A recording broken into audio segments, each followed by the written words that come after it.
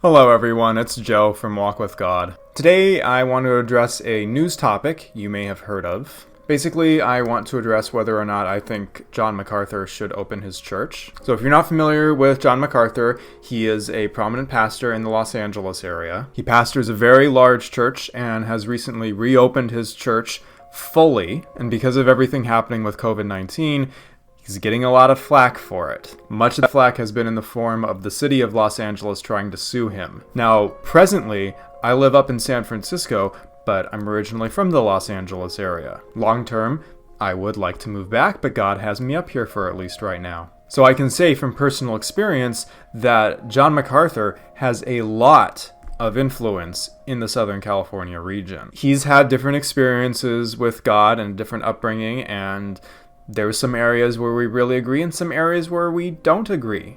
And that's okay. He's done some really good things and written some works that have really helped me, and I appreciate him for all that. In terms of whether or not he should open up his church, that's not my call to make, but it's personally not what I would do, and here's why. The church that he pastors is called Grace Community Church, and it is a really big church. So there's that, but on top of that, they're not doing any social distancing or wearing masks during the service. It'd be one thing if they were, but considering how much we spit and how far that goes, that's something that I don't...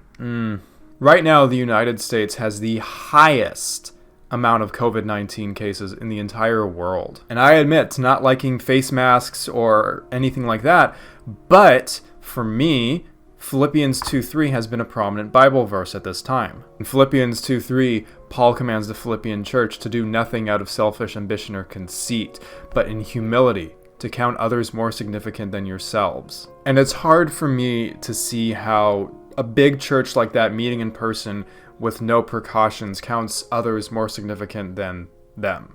I really miss in-person worship, but this virus spreads extremely easily. You have a 20% chance of contracting the virus and never having symptoms, and still being able to spread it. My goal here is to be realistic without being afraid, because we are commanded to not be afraid, and the odds of you dying from getting the virus is about 3%. But I do definitely know plenty of people who have gotten the virus, and I know someone, a good friend actually, whose wife's dad got the virus and died. He was not quite at that age range where you're really at risk. That's not most people, again, but you could still get it, not get too many symptoms, pass it to someone who would really be at risk. And so we come back to Philippians 2:3 and doing this all for the sake of other people until this blows over or gets resolved.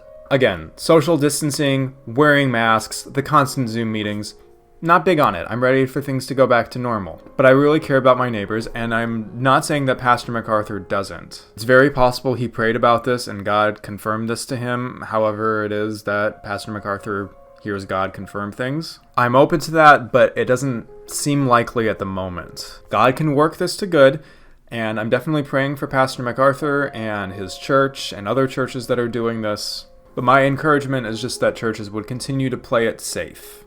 Not because it's what the government says to do, but because of our love for one another and for those even outside the body of Christ who don't know who Christ is yet.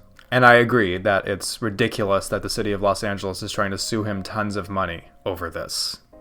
And I'm also going to be praying that the virus would end soon and we could get back to our lives as normal.